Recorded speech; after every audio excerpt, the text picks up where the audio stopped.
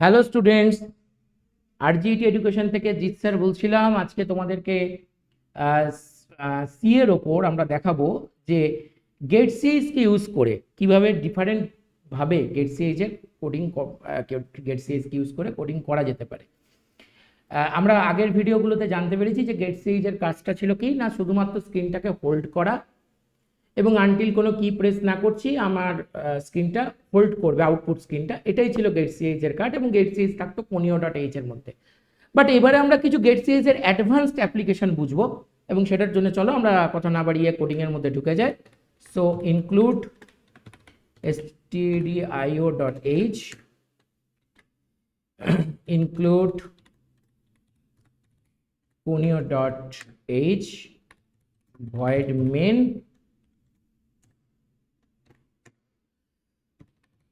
printf just একটা output লিখবো, the first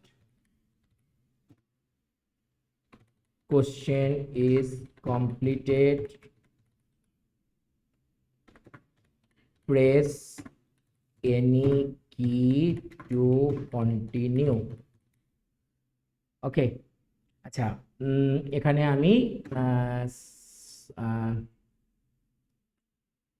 তোমার প্রেস এনি কি টু কন্টিনিউ এখানে আমরা ইউজ করলাম এন এন, এটা ওই যে নেক্সট লাইনের জন্য, ঠিক আছে, কোনো ব্যাপার না, এটা জাস্ট করলাম। এখানে একটা স্টেটমেন্ট টার্মিনেটর ইউজ করলাম। আচ্ছা, এরপরে আমরা প্রোগ্রামিং, আমরা এতদিনে অভ্যস্ত ছিলাম যে গেট সিএইচকে প্রোগ্রামিং এর শেষে ইউজ করতাম স্ক্রিনটাকে হোল্ড করার জন্য, কিন্তু দেখো আজকে গেট সিএইচকে আমরা মিডিলে ইউজ করবো। এবং দেখো গেট সিএইচ এর কত সুন্দর অ্যাপ্লিকেশন হতে পারে। তো গেট সিএইচকে আমরা মিডিল এখানে ইউজ করলাম, এবং আমরা এখানে আরেকটা প্রিন্টএফ লিখলাম। আমি যে এটা তোমাদের একটু কপি করে দেখাই, জাস্ট এটাও তোমাদের তাহলে শেখা হয়ে যাবে। যেখান থেকে জাস্ট গেলাম এডিট থেকে, দেখো কপি করলাম, এবং জাস্ট এখান থেকে এসে আমি কি করলাম, এডিট থেকে গিয়ে পেস্ট। এটা তোমরা শর্টকাট বাটনও ইউজ করতে পারো, এগুলো আর আলাদা করে লিখে দেওয়া নেই। কপির ক্ষেত্রে হচ্ছে কন্ট্রোল প্লাস ইনসার্ট, পেস্টের ক্ষেত্রে হচ্ছে শিফট প্লাস ইনসার্ট, এবং কাটের ক্ষেত্রে shift plus delete. Just use করতে পারো, এগুলো আর মনে রাখার কিছু নেই, দরকার পড়লে দেখে নিতে পারবে এখান থেকে। So printed the first question, এখানে ফার্স্ট কোশ্চেন না লিখে আমি এখানে লিখলাম second question is completed, press any কি। এবং এরপরে আমি আবার একটা গেট সিএইচ দিলাম। দেখো গেট সিএইচ কত সুন্দর অ্যাপ্লিকেশন হতে পারে, এই প্রোগ্রামিংটা দেখলে বুঝবে।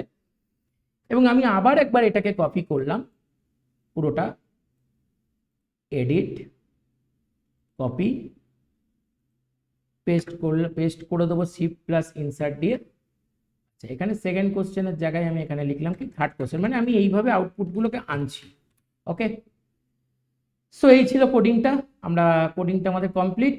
আমরা এন্টার দিলাম, সেকেন্ড ব্র্যাকেট দিলাম এবং সেভ করলাম। এটা আমাদের এই ভিডিও টিউটোরিয়ালের ফিফথ হচ্ছে কোডিং। সো এখানে আমরা নাম লিখলাম fifth.c, কম্পাইল করে দেখে নিই ঠিকঠাক আছে। কন্ট্রোল প্লাস F9 করলাম। দেখো the first question is completed, press any কি টু কন্টিনিউ। আমি আনটিল আর একটা কি প্রেস করলাম, দেখো second question is completed, press any কি। আশা করি বুঝতে পারছো যে গেট সিএইচ এর কাজ কি। আবার একটা আমরা এখানে আবার একবার প্রেস করলাম, এবার এলো থার্ড কোশ্চেন। মানে স্ক্রিনটাকে কিন্তু হোল্ড করার কাজ করছে, এর সাথে সাথে মানে এরকম ভাবে আমরা আউটপুটগুলোকে স্টেপ বাই স্টেপ আনতে পারছি গেট সিএইচ দিয়ে। আনটিল একটা কি প্রেস না হবে ততক্ষণ পরের লাইন আউটপুটটা দিচ্ছে না। এবং এবার আমি কি প্রেস করবো, একেবারে কি হবে, মূল প্রোগ্রামিং এ চলে যাবে। ওকে, এটাকে যদি তোমরা একটুখানি মানে ভালো করে প্রিভিয়াস আউটপুট না দেখতে চাও বা স্ক্রিনটাকে ক্লিয়ার রাখতে চাও, তাহলে এখানে তোমরা সিএলআর এসসিআর ইউজ করতে পারো। তো চলো, ফার্স্ট কোশ্চেন ইজ কমপ্লিটেড। যতক্ষণ পর্যন্ত আমি কিটা প্রেস না করব সেকেন্ড আউটপুট আসবে না। সেকেন্ড আউটপুট কি ছিল, the second question is completed. চলো, একটা যে কোনো কি প্রেস করবে, এখানে কোনো স্পেসিফিক কি নেই। দেখো সেকেন্ড কোশ্চেন ওই সেকেন্ড আউটপুটটা চলে এলো। আবার একটা কি প্রেস করলাম, থার্ড আউটপুটটা এলো, এবং আবার প্রেস করবো। এবার আমরা কোথায় চলে যাবো, যে মূল প্রোগ্রামিং এ চলে যাব। তো দেখো গেট সিএইচ কি ইউজ করে আমরা আউটপুটকেও হোল্ড করতে পারি। যেমন ভাবে আমরা একটা আউটপুট স্ক্রিনকে হোল্ড করতে পারি, তেমন ভাবে কিন্তু আমরা আউটপুটকেও হোল্ড করতে পারি এইরকম ভাবে গেট সিএইচ এর ব্যবহার করে। এর সাথে সাথে তোমাদের গেট সিরিজ কে ব্যবহার করে দেখো আমরা কিছু তোমাদের জিনিস দেখাবো। এর সাথে আমরা চলো গেট সিরিজের আরো একটা অ্যাপ্লিকেশনের পরের কোডিংটাই চলে যায়। এটাকে জাস্ট একটু কপি করে নিই যাতে আমার একটু ফাস্ট হয় লেখাটা। So edit, copy, file, new, edit, paste, ঠিক আছে। তো এখানে দেখো আমরা পরবর্তীটা শুরু করছি। এবার এখানে আমরা পাসওয়ার্ড দেওয়া শিখবো কিভাবে গেট সিএইচ কি ইউজ করে, পরের কোডিংটা গেট সিএইচ কি ইউজ করে। তো কেয়ার পাসওয়ার্ড, আচ্ছা কেয়ার মানে কি, মানে পাসওয়ার্ডটাকে, পাসওয়ার্ডের ডেটা টাইপটাকে আমরা ক্যারেক্টার হিসাবে ডিফাইন করলাম এবং এর মধ্যে আমি একটা অ্যারে পাস করলাম, অ্যারের সাইজ রাখলাম 9, মানে পাসওয়ার্ড 9 ডিজিটের হবে, বাংলা কথা, ঠিক আছে। এবং এর সাথে আমরা আরেকটা ভ্যারিয়েবল নিয়ে নিলাম, সেটা হচ্ছে কি ইন্ট জে। দেখো তুমি কিন্তু স্টেটমেন্ট টার্মিনেটর ইউজ করে তোমরা কিন্তু একই লাইনে কিন্তু কোডিং লিখতে পারো, কোনো প্রবলেম নেই। কারণ কি এখানে স্টেটমেন্ট টার্মিনেটর যে মুহূর্তে দিচ্ছি কম্পিউটারের ক্ষেত্রে কিন্তু ওই লাইন শেষ, তুমি যদি সেম লাইনেও লেখো কোনো প্রবলেম কিছু নেই, শুধু জায়গা মতো স্টেটমেন্ট টার্মিনেটরটা শুধু দিতে হবে, ওকে। সো এবার আমরা এখানে প্রিন্টএফ করলাম, প্রিন্টএফ আমাকে এখানে আমরা শুরু করলাম, লিখলাম এন্টার দ্য সিক্রেট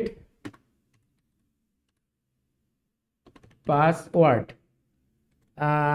আমরা এখানে যেহেতু না ওখানে 9টা অ্যারেতে আমরা 9 স্পেস রেখেছি, সো আমরা এখানে অতটা চাইছি না, একটু 8 ডিজিটের ক্যারেক্টার চাইছি, একটু স্ট্যান্ডার্ড আর কি। সো লেন্থ মাস্ট বি, আমরা একটা লিখে দিচ্ছি জাস্ট, ওকে। এগুলো মানে জাস্ট আউটপুটে আসবে এইটুকুনির জন্য, ক্যারেক্টার্স, ওকে।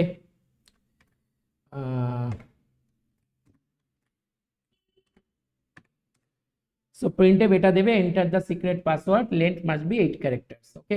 এবার আমি একটা ফর লুপ দেবো, মানে দেখো আমরা জায়গা রাখলাম কিন্তু পাসওয়ার্ডে, অ্যারেতে জায়গা রাখলাম 9টা, কিন্তু আমরা পাসওয়ার্ডটা একটা ঘর ছেড়ে 8টাই দিচ্ছি, তুমি 9টাও দিতে পারতে। তো যেহেতু আমি 8টা পাসওয়ার্ড নিজের থেকে চাইছি যে 8টা পাসওয়ার্ড হবে, সো ফর লুপ এখানে চালাচ্ছি। ফর লুপের মধ্যে স্টার্টিং করছি, দেখো পাসওয়ার্ডের ইন্ডেক্সিং শুরু হবে কোথা থেকে, দেখো ইন্ডেক্সিং যদি 1 থেকে শুরু করি তাহলে কিন্তু 8টা নিতে গেলে আমাকে 9 পর্যন্ত যেতে হবে।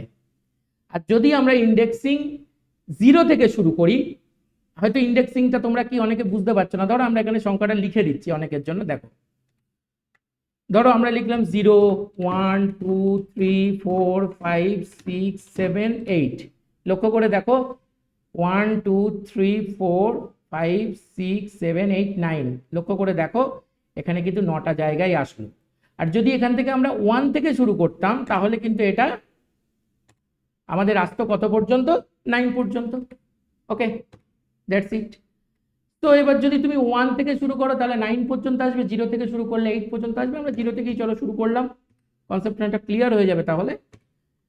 আই লেস দ্যান, এখানে আমি করলাম কি 8, সেমিকোলন দিলাম, স্টেপ ভ্যালু হিসাবে দিলাম হচ্ছে i প্লাস প্লাস, ওকে। এবং এবার আমরা কি করলাম, এখানে আমরা সেকেন্ড ব্র্যাকেট দিলাম।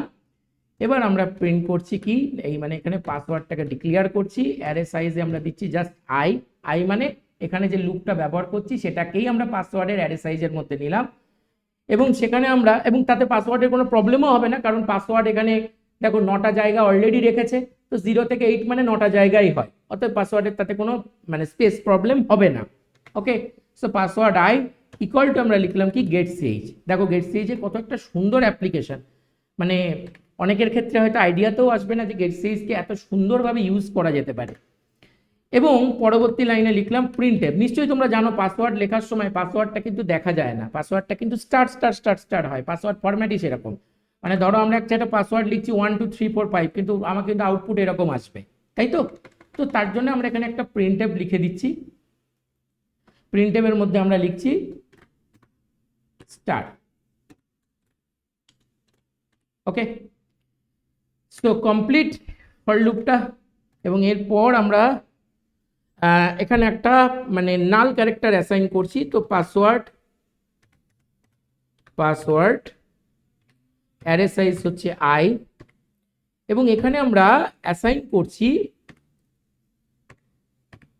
জাস্ট নাল ক্যারেক্টার। এটাকে কি বলে আমি তোমাকে আমরা এখানে লিখে দিচ্ছি তোমাকে, সেমিকোলন। এবং এটা অ্যাকচুয়ালি কি হলো, অ্যাসাইনিং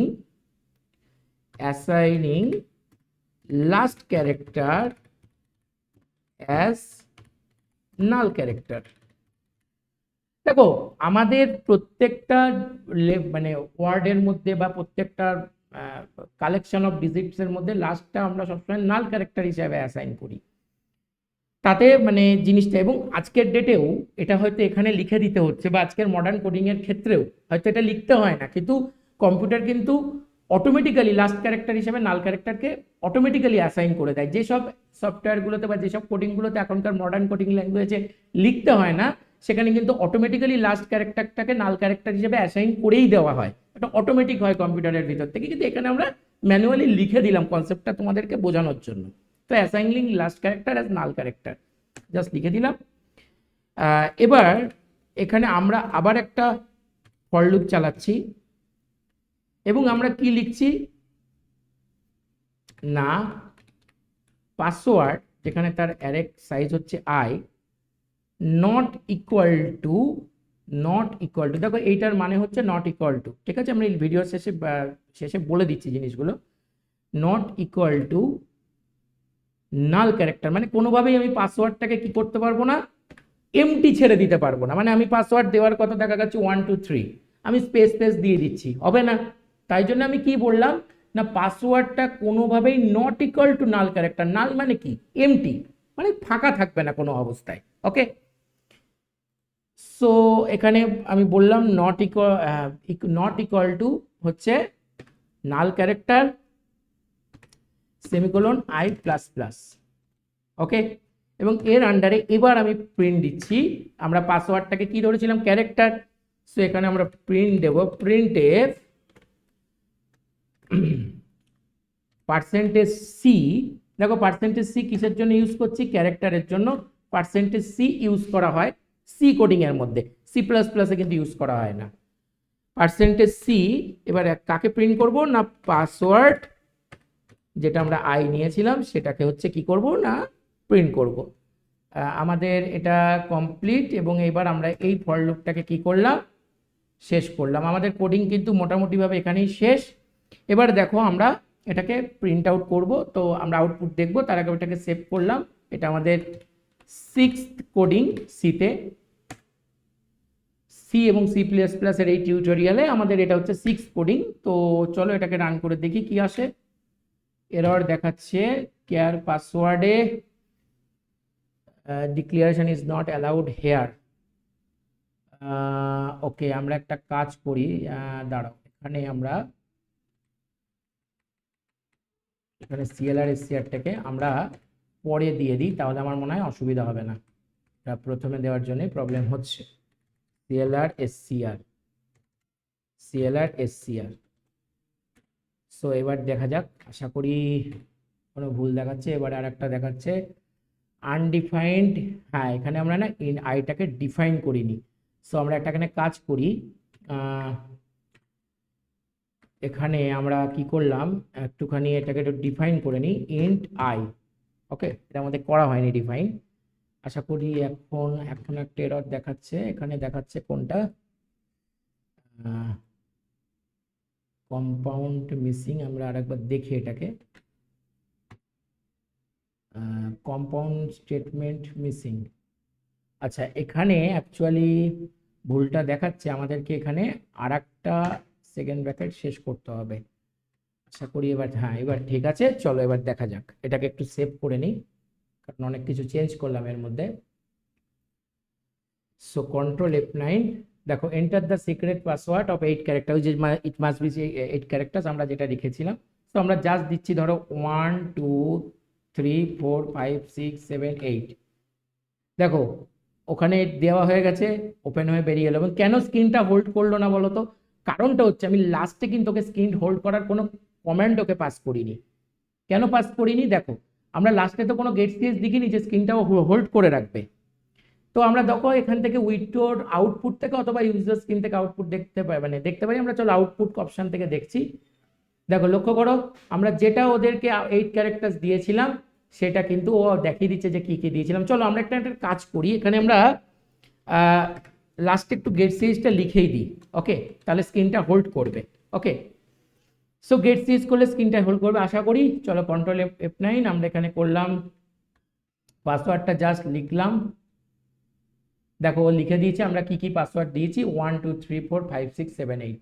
ওকে, আমি আবার রান করে দেখাচ্ছি, কন্ট্রোল F9, 1 2 3 4, আমি 4টে ডিজিট দিলাম, দেখো এন্টার করো, দেখো 1 2 3 4 ও দেখিয়ে দিচ্ছে, বোঝা গেল? তো এই ছিল গেট সিরিজ দিয়ে পাসওয়ার্ডকে এন্ট্রি করার, এবং কেন ওটা আউটপুট আসছিল না সেটা ভালো করে মানে হোল্ড করতে পারছিল না স্ক্রিন, কারণ আমরা লাস্টে গেট সিরিজ দিইনি। এবং এখানে তোমাদেরকে একটা জিনিস আমি একটু বলে দিই, যে এখানে হয়তো অনেকের এই জিনিসটা যারা জানো C++, তাদের হয়তো খুব একটা অসুবিধা হবে না এটা, বাট যারা জানো না এটার মানেটা কি তাদের জন্য আমি বলে দিচ্ছি। দেখো এক্সক্লামেটরি সি এ সাইন প্লাস সঙ্গে হচ্ছে ইকুয়াল টু, এটার মানেই হচ্ছে it means not not equal to, ওকে, এটার মানেই হচ্ছে নট ইকুয়াল টু। আর আরেকটা জিনিস হচ্ছে এই যে হ্যাশের নাম, এই হ্যাশ দিয়ে যেটা আমরা লিখি, হ্যাশ আমরা হেডার ফাইলের আগে ইউজ করি, সো এই হ্যাশের দিয়ে আমরা হ্যাশটাকে আমাদের অ্যাকচুয়ালি বলা হয় যেটা, এই হ্যাশেরও একটা নাম আছে, এটাকে আমরা বলি হচ্ছে প্রসেসর। ওকে, এবং এই যে হ্যাশ দিয়ে ইনক্লুড করছি, অ্যাকচুয়ালি এই যে হেডার ফাইলটাকে ইনক্লুড করলাম, এটার একটা নাম আছে। ধরো আমরা যদি এখানে বলি যে হ্যাশ ইনক্লুড, তো it means directive pre processor, ঠিক আছে? তো এই হ্যাশ দি ইনক্লুড মানে ডাইরেক্টিভ প্রি প্রসেসর কিন্তু প্রায় 10 থেকে 12 রকমের হতে পারে, অনেক রকমের ডাইরেক্টিভ প্রি প্রসেসর হয়, যেগুলো আমরা পরবর্তী ভিডিওতে তোমাদের বলবো। তাহলে শুধু হ্যাশটাকে বলে প্রি প্রসেসর, আর হ্যাশ দিয়ে যখন ইনক্লুড লিখে আমরা হেডার ফাইলগুলোকে নিয়ে আসছি, কল করছি, তখন কিন্তু এই হ্যাশ ইনক্লুডটাকে বলা হয় ডাইরেক্টিভ প্রি প্রসেসর। জাস্ট কিছু কনসেপ্ট ছিল তোমাদেরকে বলে দিলাম। আর এখানে আরও একটা জিনিস তোমাদেরকে বলবো, যে ক্যারেক্টারের ক্ষেত্রে আমরা এখানে কি লিখেছিলাম না, ক্যারেক্টারের ক্ষেত্রে আমরা এখানে লিখেছিলাম হচ্ছে %c। ওকে, যদি আমরা এখানে ইন্টিজার হতো তাহলে কিন্তু এখানে আমরা এখানে লিখতাম কি না %d, ঠিক আছে? যদি আমরা এখানে ফ্লোট ইউজ করতাম, ফ্লোট ডেটা টাইপ ইউজ করতাম, তাহলে কিন্তু এখানে লিখতাম কি না %f। ওকে, এবং আমরা যদি কোনোভাবে মানে long integer data type use